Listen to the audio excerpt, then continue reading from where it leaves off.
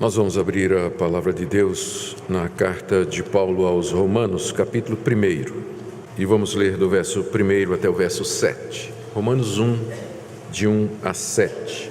Paulo, servo de Jesus Cristo, chamado para ser apóstolo, separado para o Evangelho de Deus, o qual foi por Deus outrora prometido por intermédio dos seus profetas nas Sagradas Escrituras, com respeito a seu Filho, o qual, segundo a carne, veio da descendência de Davi, e foi designado Filho de Deus com poder, segundo o Espírito de santidade, pela ressurreição dos mortos, a saber, Jesus Cristo, nosso Senhor, por intermédio de quem viemos a receber graça e apostolado por amor do seu nome, para obediência por fé entre todos os gentios, de cujo número sois também vós, chamados para serdes de Jesus Cristo. A todos os amados de Deus que estáis em Roma, chamados para serdes santos, graça a vós outros e paz, da parte de Deus nosso Pai e do Senhor Jesus Cristo. Até aqui a leitura da palavra de Deus. Vamos orar pedindo a iluminação do Espírito Santo para a compreensão da palavra de Deus. Senhor, nós queremos pedir que Teu bendito Espírito Santo nos conduza na compreensão da Escritura. Nós queremos exaltar o Teu nome, queremos aprender mais de Ti, mais a respeito da pessoa de Cristo. Eu quero pedir, Senhor, que nessa noite Tu fales ao nosso coração, que pela Tua graça Tu chames pecadores a Ti, consoles o Teu povo e nos instruas na Tua palavra. Pedimos, ó Pai, tudo isso em nome de Jesus. Amém. Meus queridos, através dos séculos a Igreja tem afirmado, ensinado que Deus salva pecadores mediante a fé em Jesus Cristo. Essa é a mensagem característica da Igreja cristã. A Igreja cristã tem muitas atividades no mundo. Ela faz obra social, ela atende a necessitados, ela se posiciona diante da cultura, ela se insere na sociedade. Mas a Igreja cristã é conhecida porque dela ressoa a mensagem das boas novas, de que Deus amou o mundo de tal maneira que deu o seu Filho unigênito para que todo aquele que nele crê não pereça, mas tenha a vida eterna. Desde o seu início, a Igreja cristã vem proclamando aquilo que nós conhecemos como o Evangelho, que são as boas notícias da parte de Deus. Mas desde o início também, a Igreja cristã tem tido que lutar para preservar essa mensagem pura, porque já no primeiro século começaram a aparecer distorções e apresentações falsas dessa mensagem. Já na época do apóstolo Paulo havia os judaizantes, que eram judeus convertidos ao cristianismo, que diziam que as boas novas era o seguinte: você cria em Cristo para ser o seu Salvador, mas você tinha que guardar as obras da lei que Moisés havia ordenado. Então isso é considerado uma distorção do Evangelho, porque o Evangelho é que Deus nos salva gratuitamente pela fé em Cristo Jesus. Na mesma época apareceram os libertinos, ainda no período dos apóstolos, pessoas que diziam: essa é uma notícia boa demais, Deus nos salva pela fé em Cristo Jesus, logo, não importa de que maneira eu viva, não importa o que eu faça, eu serei salvo de qualquer maneira. E aí aproveitavam a graça de Deus como uma desculpa para viver em pecado. É outra distorção do Evangelho. No século II aparece uma outra versão do Evangelho chamada gnosticismo, que era uma tentativa de misturar a fé cristã com as categorias do pensamento helênico, da filosofia grega, das religiões de mistério. Mais outra distorção do Evangelho, exigindo que a igreja combatesse aqueles mestres, discutisse com eles e finalmente ganhasse a batalha no século IV. Mas aí veio a institucionalização da igreja. A igreja virou uma grande instituição, virou uma grande hierarquia encabeçada por um papa infalível. Durante a Idade Medieval, doutrinas estranhas entraram na igreja, como adoração a Maria, mediação de Maria, veneração dos santos, a doutrina do purgatório. Mais uma vez foi dito que a salvação é pelas obras, juntamente com a fé em Jesus Cristo. E depois que isso foi vencido pela Reforma Protestante, aí vem o liberalismo teológico, estudiosos na Alemanha, depois na Inglaterra, finalmente em toda a Europa, passando para os Estados Unidos, chegando no Brasil, dizendo que a Bíblia está cheia de erros, nós vivemos na idade da razão, que a ciência já mostrou que Deus não existe, nós não precisamos de Deus, a Bíblia na verdade é uma coleção de mitos. A boa notícia é simplesmente que Jesus era um profeta, era um ensinador de moralidade, de ética, e que os seus discípulos que inventaram todas essas histórias a respeito dele, que ele morreu numa cruz e coisas dessa natureza. E novamente a igreja teve que brigar pela pureza do Evangelho. E vencido o liberalismo teológico, em parte, porque como movimento ele já praticamente se extinguiu, a igreja agora tem que enfrentar outras versões do Evangelho, o Evangelho da prosperidade, a teologia da libertação, igrejas que fazem o Evangelho ser simplesmente a chave que dá acesso a Deus, que dá trabalho, emprego, saúde, casamento, prosperidade e carro do ano para quem o busca. Se você fizer campanha, entregar dízimo, se você fizer sacrifício, e outra vez lá vamos nós ter que brigar pelo Evangelho, para manter o Evangelho puro. Em todas as gerações, a igreja tem sido obrigada a lutar pela fé evangélica, porque há distorções o tempo todo, e nós vivemos numa época em que existe também muitas distorções a respeito daquilo que são as boas notícias da parte de Deus. Por isso que é importante sempre nós voltarmos às Escrituras e fazer essa pergunta: o que é o Evangelho? Estamos nele? É no Evangelho original, puro e simples que nós cremos? É por esse motivo que nós estamos iniciando hoje uma série de mensagens na carta aos Romanos. E hoje nós temos diante de nós o prefácio e a saudação dessa carta que Paulo escreveu. Aqui, no trecho que eu li para vocês, o apóstolo Paulo segue o padrão que era costumeiro naquela época de quem escrevia uma carta. Ele se apresenta, diz o nome, dá algumas explicações a respeito da sua pessoa, identifica os destinatários a quem a carta é dirigida e faz um voto, que é uma espécie de desejo de paz e bênção para aqueles que o ouvem. Só que essa introdução, que tem 7 versículos, ela é maior do que o normal, se você comparar, inclusive, com outras cartas que o apóstolo Paulo escreveu, que estão no Novo Testamento. Ela é incomum, porque ela é bem extensa, essa introdução. E aqui Paulo não somente diz o seu nome, mas ele apresenta as suas credenciais, quem ele é. Em seguida ele se demora explicando o que é o Evangelho para o qual ele diz que foi chamado por meio de Jesus Cristo. E se dirige aos romanos, os crentes da cidade de Roma, dizendo para eles o que é que eles são, amados de Deus e assim por diante. E qual a razão para isso? O motivo é que Paulo estava planejando visitar a igreja que estava na cidade de Roma.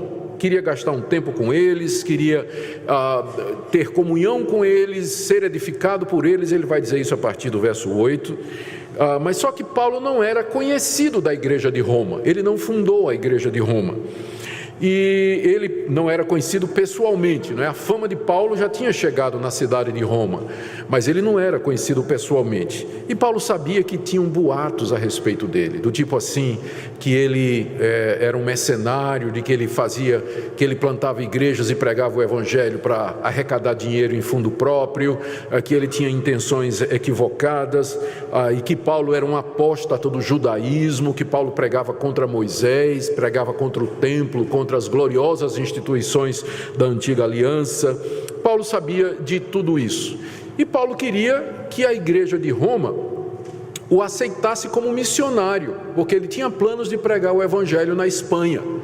E se você olhar no mapa, a Espanha estava lá em cima e Roma estava exatamente no caminho. E era uma igreja que poderia servir de base para o projeto missionário de Paulo.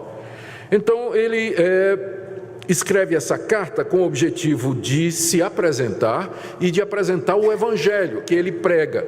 E ele faz isso explicando, já antecipando aquelas objeções que algumas pessoas deveriam levantar, do tipo assim: Paulo, você está pregando que a salvação é pela fé, mas então para que serve a lei? Paulo está dizendo que a salvação é mediante Jesus Cristo, mas e o Antigo Testamento, e os sacrifícios, como é que fica a nação de Israel? E enfim, todas aquelas acusações e perguntas e críticas que eram feitas com relação a Paulo.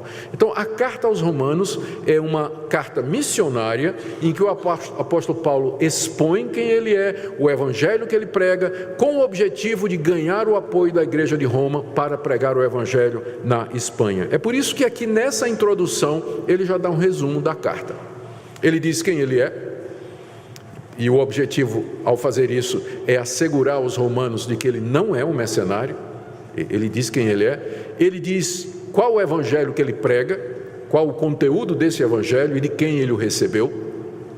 Ele estabelece uma relação entre o evangelho e a antiga aliança, as promessas de Deus no Antigo Testamento, e ele se dirige aos romanos como sendo parte do propósito de Deus, que é levar esse evangelho não somente à nação de Israel, mas também ao mundo todo. Meu alvo nessa noite é fazer a exposição desses versos iniciais da carta aos Romanos, focando naquilo que Paulo nos ensina a respeito do evangelho. Ao fazermos isso, nós estamos voltando à minha proposição original. O que é o evangelho? O que é o evangelho? E eu creio que a carta aos Romanos é o melhor lugar para a gente responder a essa pergunta, porque Paulo escreveu exatamente para isso, para explicar aos romanos o que é o evangelho que ele prega. Vamos então ver em primeiro lugar que Paulo nos ensina que o evangelho é de Deus. No verso 1, ele diz: Paulo, servo de Jesus Cristo, chamado para ser apóstolo, separado para o evangelho de Deus. O evangelho de Deus. Aqui Paulo, além de citar o seu nome, ele apresenta 3 credenciais, e todas elas têm a ver com o fato de que o evangelho é de Deus. Primeiro, ele diz que é um servo de Jesus Cristo. A palavra servo, literalmente escravo. Ele é um escravo de Jesus Cristo. Ao usar essa expressão, o apóstolo Paulo está indicando a sua devoção a Jesus Cristo e a sua submissão a Ele. Ele é um escravo de Jesus Cristo.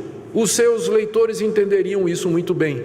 Havia 100 milhões de escravos no Império Romano. A escravidão era uma instituição reconhecida e legalizada naquela época. O escravo não tinha direito a nada, nem à vida. Ele dependia totalmente do seu senhor e vivia para obedecer ao seu senhor. Os romanos, nenhum romano se chamaria de escravo, porque eles eram muito altivos, eles eram os dominadores do mundo de então. Mas Paulo não tem receio de se apresentar àqueles crentes de Roma como sendo um escravo de Jesus Cristo. E ao fazer isso, ele coloca Jesus Cristo como Senhor, como alguém de quem você pode ser um servo, um escravo e dedicar afeição, obediência e submissão absoluta. Ele se apresenta dessa forma, em primeiro lugar, como um escravo de Jesus Cristo. Segunda qualificação que Paulo traz aqui para os seus leitores é que ele foi chamado para ser apóstolo. E é de propósito que ele diz isso. Não foi ele que se constituiu um apóstolo, mas ele foi chamado por Deus para ser um apóstolo. A palavra apóstolo significa alguém que é enviado. E indicava naquela época uma espécie de delegação, uma pessoa que recebia a autoridade de outra para representá-lo nos negócios. Esse termo apóstolo, ele era usado na época do apóstolo Paulo, tinha sido usado um pouco antes do apóstolo Paulo, no mundo romano e grego, para designar os comandantes dos navios que eram enviados de um determinado porto, levando uma carga para ser entregue em outro porto. Então o nome primeiro do navio era apóstolo, depois virou do comandante do navio e finalmente virou uma espécie de preposto, alguém que vai com a autoridade de outro representá-lo em algum negócio. Cristo instituiu apóstolos, pessoas que ele chamou e a quem deu a representação de si mesmo, deu poderes especiais, missão especial, deu uma tarefa específica, e Paulo diz que ele é um desses apóstolos. É uma dessas pessoas especiais que Deus levantou para serem representantes de Cristo e levar avante os negócios de Cristo aqui nesse mundo. Só que Paulo diz que não foi ele que se colocou, mas ele foi chamado por Deus.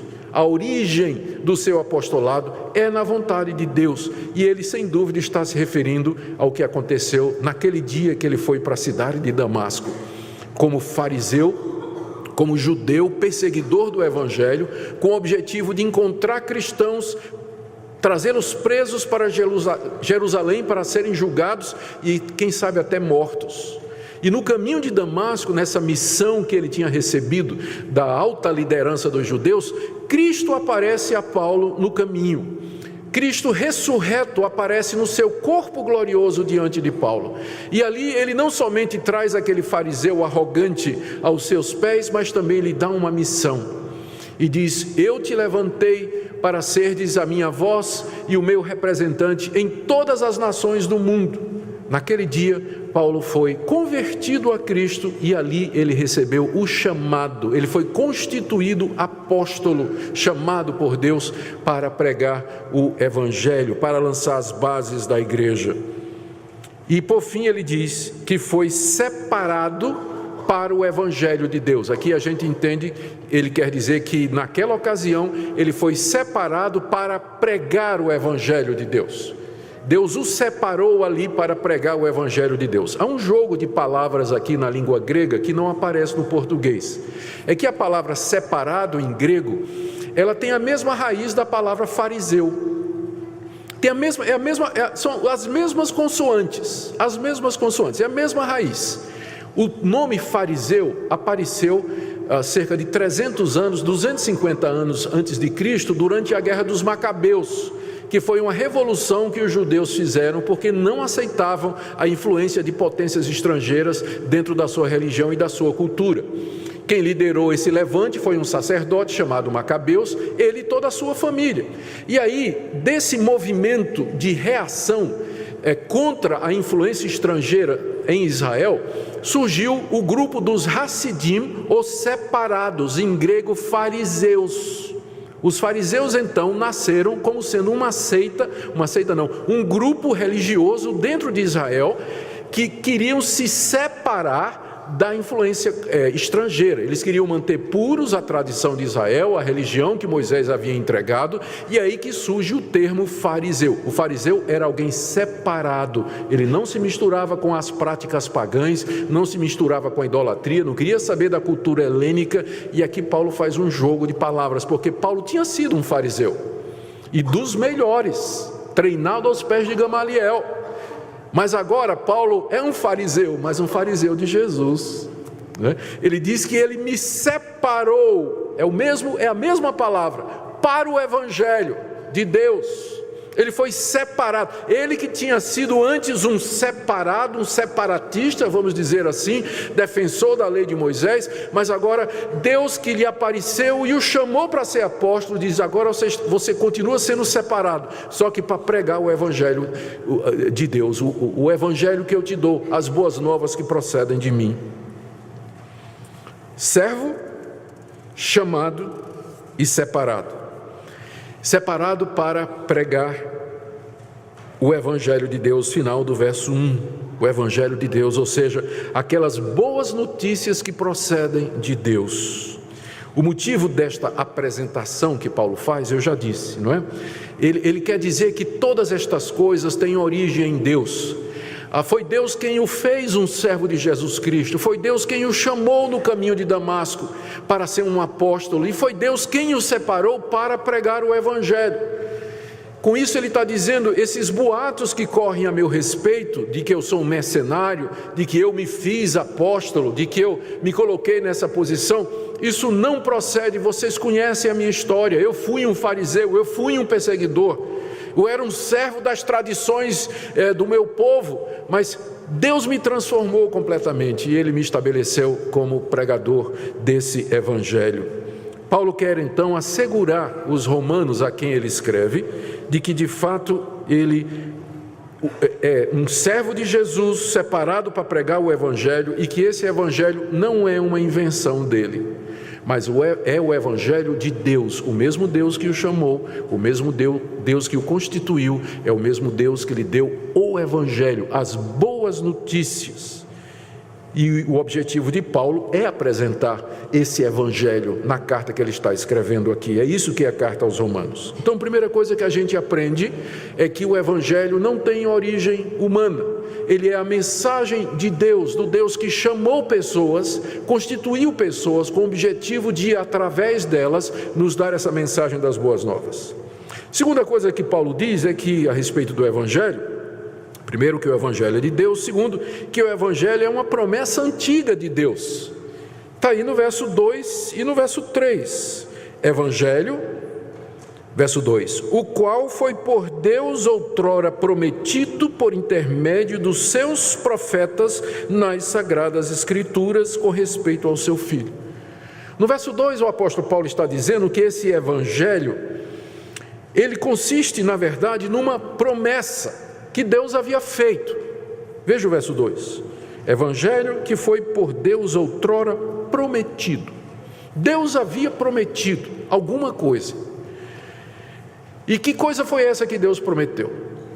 Lendo as antigas escrituras, a escritura do Antigo Testamento, começando no livro de Gênesis, nós vemos como Deus veio fazendo promessas. Lá no jardim, no dia da queda, ele fez a promessa pela primeira vez: da descendência da mulher virá alguém que esmagará a cabeça da serpente. Depois, essa promessa se repete quando ele chama um homem chamado Abraão e diz: na tua descendência serão benditas todas as famílias da terra. E depois, quando ele dá a lei à nação de Israel, os descendentes de Abraão, ele coloca dentro da lei as leis referentes aos sacrifícios de animais e diz: quando o israelita pecar, ele deve oferecer um animal e o sangue deve ser derramado, e eu verei aquele sangue e eu perdoarei. Era uma promessa que era baseada no sangue de alguém.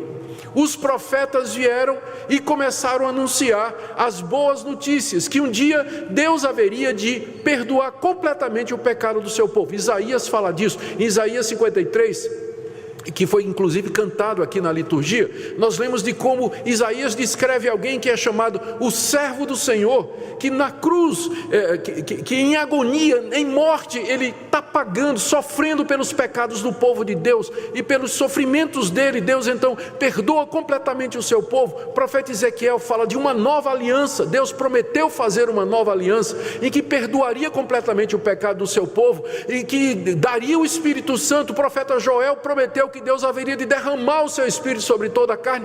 Os profetas, todos, falaram a respeito dessa promessa, de que Deus haveria de mandar um Salvador ao mundo. Então, o evangelho que Paulo prega não é uma coisa que ele inventou. Ele não inventou nada. Ele está simplesmente anunciando que aquilo que foi prometido, Deus cumpriu em Cristo. Que Jesus Cristo é o cumprimento de todas essas antigas promessas. E que, portanto, a boa notícia de que Cristo é o Salvador está em perfeita harmonia com a antiga aliança. Está em perfeita harmonia com os profetas, com Moisés. Não é nenhuma novidade, mas é simplesmente Deus agindo, dando sequência àquilo que ele havia prometido. No Antigo Testamento você tem a promessa, no Novo você tem o cumprimento. É isso que é o evangelho. Segunda coisa, que nós aprendemos, que é uma promessa antiga de Deus, que ele cumpre no seu Filho, Jesus Cristo. Verso 2, mais uma vez: evangelho que foi por Deus outrora prometido por intermédio dos seus profetas nas sagradas escrituras. Paulo vê o Antigo Testamento como sendo o registro santo dessa promessa. Por isso que é um erro muito grande para nós desprezarmos o Antigo Testamento. Eu sei que nós gostamos muito dos evangelhos, especialmente do evangelho de João. Queremos falar de amor, de coisas bonitas, né? Lemos a história de Jesus nos evangelhos, as cartas de Paulo, sublimidade de Efésios e por aí vai, né? A majestade de Apocalipse e tudo mais. A gente não quer saber muito do Antigo Testamento, e quando gosta é só dos Salmos, e deles o 23. Mas as sagradas escrituras, elas são o registro dessa promessa. Elas foram dadas por inspiração divina. Elas nos mostram como Deus, desde o começo, desde o início, lá no jardim, Ele vem dizendo: eu vou mandar um Salvador para vocês. Nós não podemos entender o novo sem termos o velho. Mas para entendermos o velho, nós também precisamos do novo. Os dois estão juntos, a Bíblia e ela toda. O Evangelho não é uma novidade inventada por homens, mas é a continuação da história da redenção, Deus cumprindo, Deus agindo em mais uma etapa no seu propósito de salvar a humanidade. Terceira coisa que Paulo nos diz a respeito do Evangelho é que o Evangelho gira em torno de uma pessoa. Veja o que diz o verso 3. No verso 2, eu vou começar no verso 1. No verso 1 ele diz que ele foi separado por Evangelho que foi prometido por Deus nas Sagradas Escrituras. Verso 3, com respeito a seu filho, o qual segundo a carne veio da descendência de Davi, e foi designado Filho de Deus com poder, segundo o Espírito de santidade, pela ressurreição dos mortos, a saber, Jesus Cristo, nosso Senhor. O Evangelho é a boa notícia a respeito de uma pessoa, O Evangelho não é sobre prosperidade material, o Evangelho não é sobre receber a bênção, o Evangelho não é sobre moralidade, o Evangelho não é sobre ética, o Evangelho é uma pessoa, a respeito do seu Filho. Jesus é o centro do Evangelho.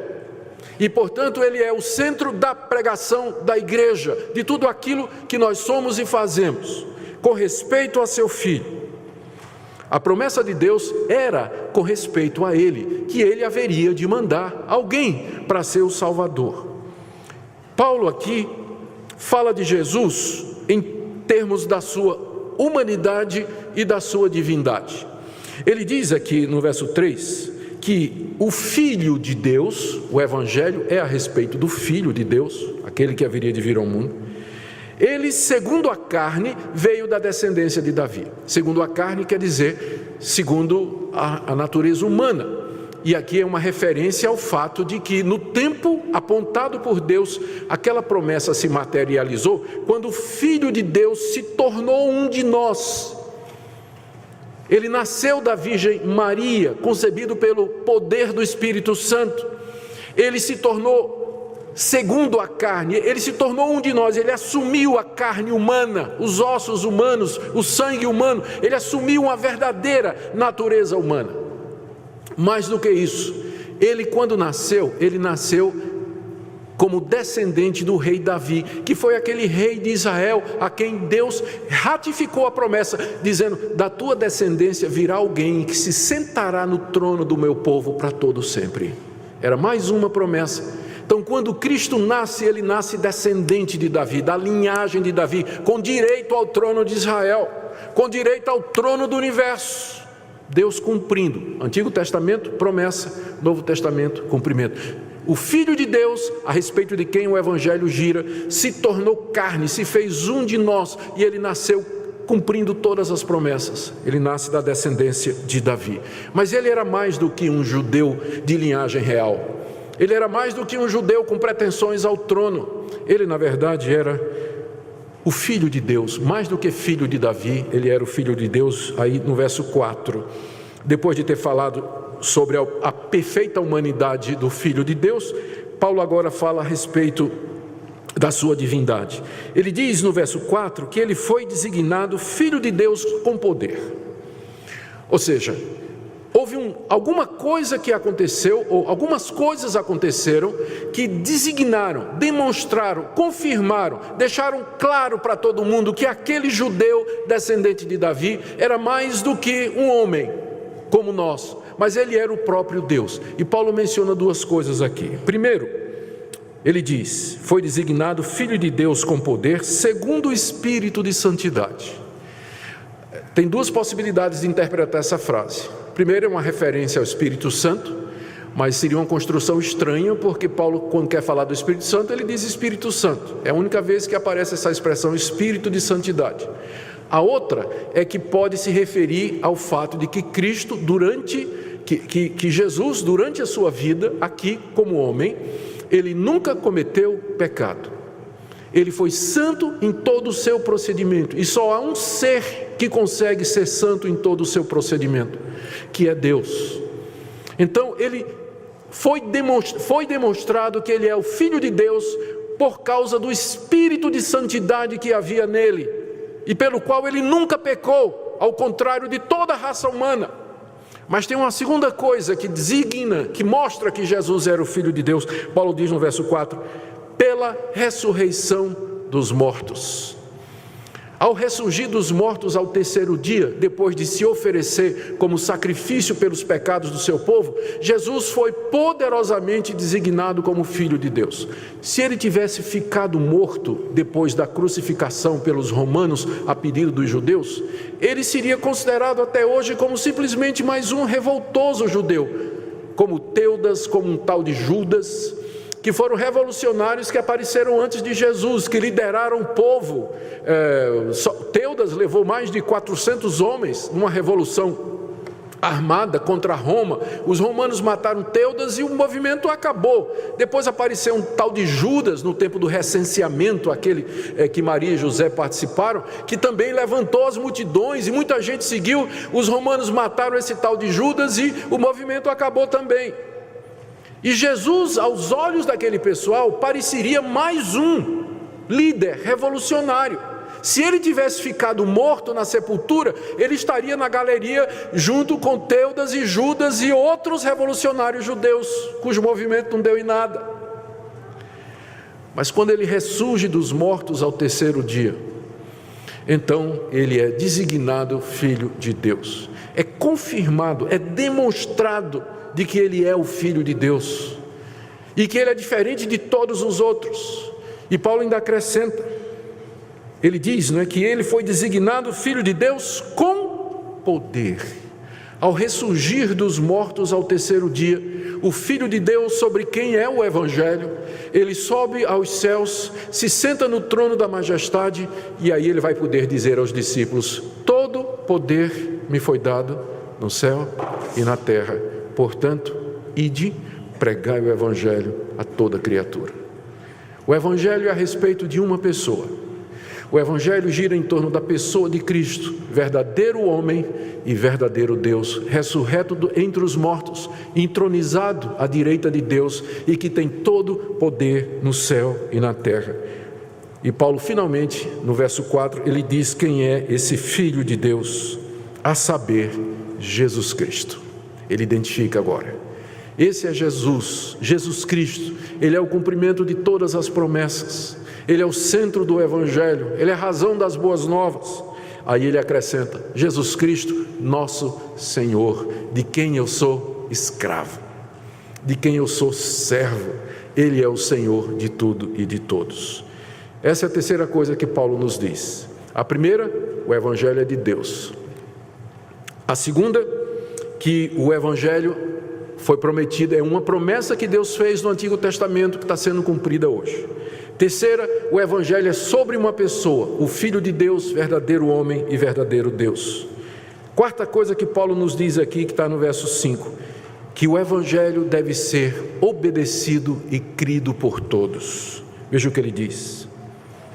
Depois de dizer no final do verso 4 que Jesus Cristo, nosso Senhor, é o Filho de Deus, ele diz: por intermédio de quem viemos a receber graça e apostolado por amor do seu nome, para a obediência por fé entre todos os gentios.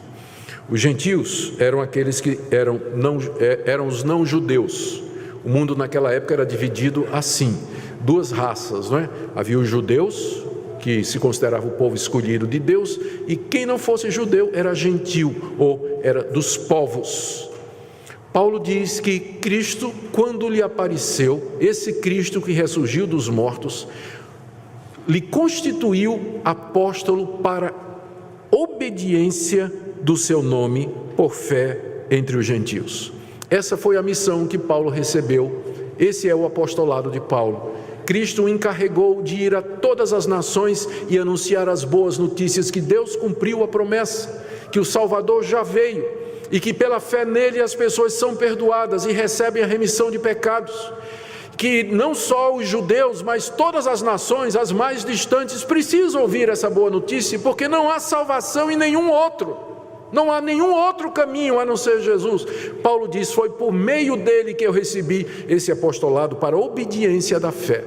Note cuidadosamente a expressão, a obediência da fé, porque fé, nós vamos aprender isso aqui na carta aos Romanos, não é você somente acreditar no que eu estou dizendo a você nessa noite, que Jesus é o Filho de Deus, que Ele é o cumprimento das promessas, que Ele é a realização do plano de Deus, mas fé é obedecer a esse Cristo, é obedecer o que Ele diz, ao senhorio dEle. Fé não é simplesmente um assentimento intelectual, uma concordância que nós temos para com estas verdades, mas é uma inclinação da nossa vontade, é um compromisso da nossa vontade, do nosso querer com a pessoa em quem nós dizemos crer. Por isso que Paulo diz que a missão dele é pregar a obediência da fé, ou a obediência que procede da fé em Cristo Jesus, e dizer às pessoas: creiam em Jesus Cristo e andem nos caminhos dele. Isso era o que ele tinha que anunciar a todas as nações. Essa era a missão que ele recebeu, e é o desejo de Deus que, por amor a Cristo, as nações ouçam a boa notícia.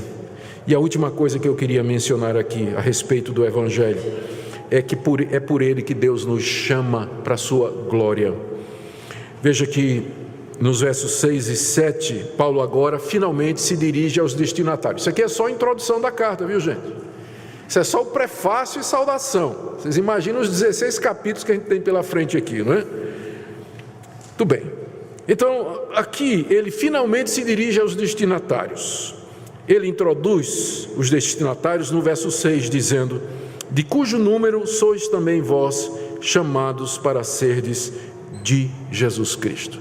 Ele tinha dito que a missão dele era pregar o Evangelho aos gentios, entre os quais estão aqueles moradores de Roma, que já tinham sido chamados por Deus. O chamado de Deus aqui, no verso 6, ele deve ser interpretado como o chamado de Paulo no capítulo 1, verso 1.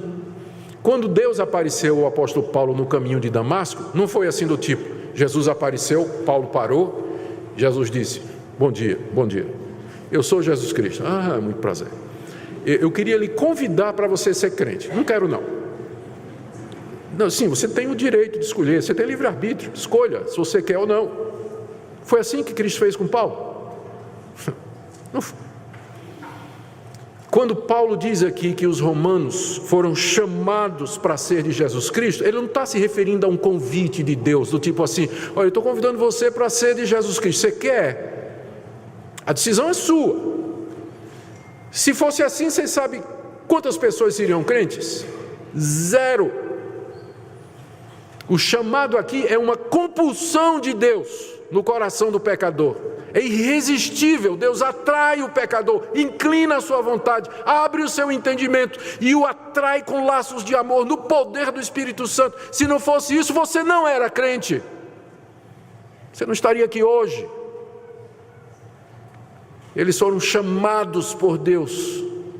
O Evangelho tem origem em Deus, a salvação tem origem em Deus, é Deus quem chama. E nós vamos, e nós obedecemos. Verso 7: a todos os amados de Deus que estáis em Roma. Deus amou o mundo, é verdade, mas Ele ama os seus com um amor especial, o amor que chama, amor irresistível, amor redentor e salvador. O amor de Deus pela humanidade é o que a gente chama da graça comum. Deus ama todas as suas criaturas, mas estes que Ele chama, Ele ama com um amor especial, com um amor redentor, que levou Cristo a morrer por eles na cruz. São amados de Deus. Isso aqui não pode... Nós não somos amados de Deus da mesma forma que Deus ama o mundo, mas nós somos amados de Deus no sentido de que Ele nos amou e nos chamou irresistivelmente pelo Evangelho para sermos dEle.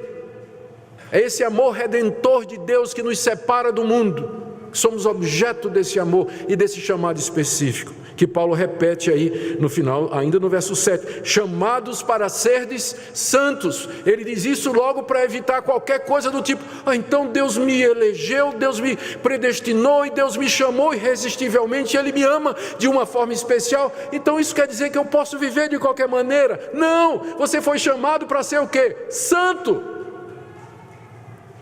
O Evangelho nos chama para sermos santos.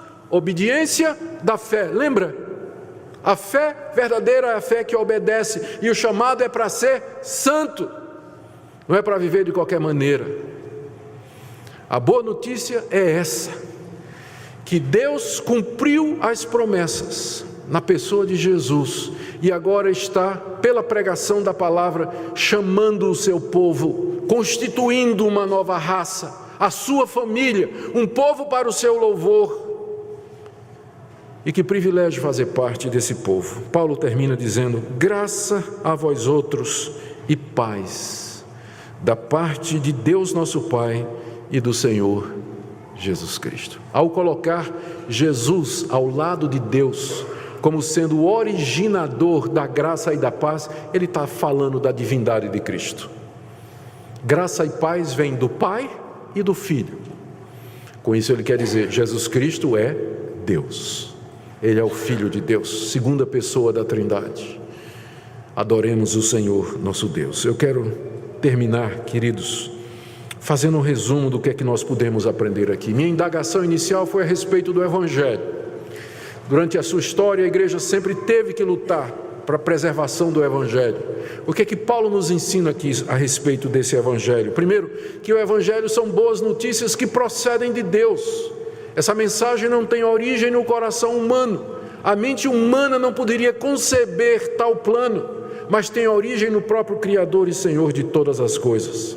Segundo, que o Evangelho foi antecipado há muito tempo atrás, através dos escritos de Israel, através dos profetas que Deus levantou, que registraram as promessas que Deus havia feito. Portanto, não é nenhuma invenção dos cristãos. Está em perfeita harmonia com aquilo que vem desde a antiguidade. Terceira coisa que nós aprendemos é que Deus levantou pessoas, a quem chamou de apóstolos mediante Jesus Cristo, para serem os anunciadores dessa mensagem, da mesma forma como Ele levantou os profetas para escrever as promessas, e nós não temos mais profetas como Isaías, Jeremias, Ezequiel, Daniel, que foram aqueles que registraram. Ele levantou os apóstolos para registrar o cumprimento, e é por isso que nós não temos mais apóstolos como os 12 e Paulo. Nós não temos mais, porque eles foram chamados exatamente para registrar a promessa, profetas, cumprimento, os apóstolos. Hoje nós estamos edificados sobre o fundamento dos profetas e dos apóstolos, que é a Sagrada Escritura. Nós não precisamos de apóstolos, precisamos de pastores e mestres para nos ensinar aquilo que os profetas e apóstolos registraram da parte de Deus. Terceira coisa, o Evangelho é sobre Jesus Cristo, gente. Vamos parar de seguir falso profeta. Gente que fica falando de outro Evangelho, que raramente fala da pessoa de Cristo, da sua obra na cruz, da sua morte, da sua ressurreição, e o povo vai atrás, porque o falso profeta lança isca, não é? Você faz isso, você faz aquilo outro, faz campanha, faz promessa, faz propósito, e eu vou encher você de bênçãos. Isso não é Evangelho. Eu não estou dizendo que Deus não pode abençoar você, mas eu estou dizendo que se você está numa igreja evangélica, ou você se diz crente, porque veio atrás da bênção, você está sendo enganado por um falso profeta, está enganando o seu próprio coração. O Evangelho é a respeito de uma pessoa, aquele que é o cumprimento das promessas de Deus, que mandaria um Salvador para nos livrar dos nossos pecados e nos dar a vida eterna. Se você crê nisso, você será salvo dos seus pecados e herdará a vida eterna. Se não, você vai viver nesse mundo enganado por um falso profeta e vai morrer nos seus pecados, pelos quais você vai responder diante de Deus no dia do juízo e o sofrimento eterno no inferno. O inferno está cheio de gente que um dia creu num falso evangelho. O verdadeiro evangelho é esse aqui, ensinado pelo apóstolo Paulo, ensinado pelos profetas no Antigo Testamento, pelos apóstolos no Novo. Ele é o nosso fundamento. Talvez você tenha ouvido um falso evangelho até o dia de hoje, mas eu queria que você examinasse o que você tem ouvido à luz da palavra de Deus. Talvez você professe crer nesse evangelho, mas esse evangelho é um chamado para ser santo. A fé sem obras é morta. A fé no evangelho produz obediência. E o nosso chamado é um chamado para a santidade. Você não pode professar que é um servo de Jesus Cristo se você vive desobedecendo o seu Senhor, quebrando a sua lei. ofendendo a Ele com suas práticas. O Evangelho é poderoso não somente para nos perdoar, mas também para nos transformar. E eu queria que você cresce nisso nessa noite. O Evangelho é o poder de Deus para salvar todo aquele que crê. Talvez você está aqui nessa noite carregado de culpa pelos seus pecados. Eis a boa notícia.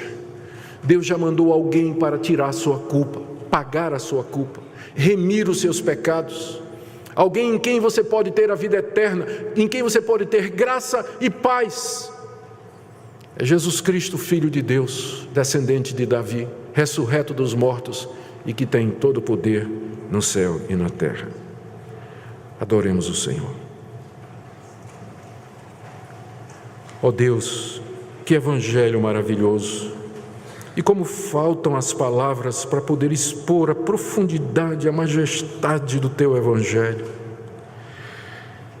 Te damos graças porque nos chamaste pelo Evangelho de forma irresistível, nos amaste antes da fundação do mundo, cumpriste a Tua promessa do Redentor. Te damos graças pelo Teu Filho, que se fez um de nós segundo a carne, mas foi demonstrado Filho de Deus segundo o Espírito. Te damos graças porque Ele tem todo o poder no céu e na terra. Senhor, eu peço que Tu apliques esta palavra nessa noite a todos os corações que ouviram atentamente. E que Teu bendito Espírito Santo chame irresistivelmente, poderosamente aqueles que Tu tens amado. E aqueles que já são Teus, consola-os com este Evangelho. Amanhã nós vamos voltar para as nossas atividades, no dia a dia, na escola, no trabalho. A rotina da dona de casa, a rotina da faculdade, consola-nos com este Evangelho, com a presença do Senhor Jesus, nos ajuda a ficar firmes, alegres, pensando nesse grande tesouro. Abençoa o Teu povo aqui presente, é o que pedimos no nome do Senhor Jesus. Amém.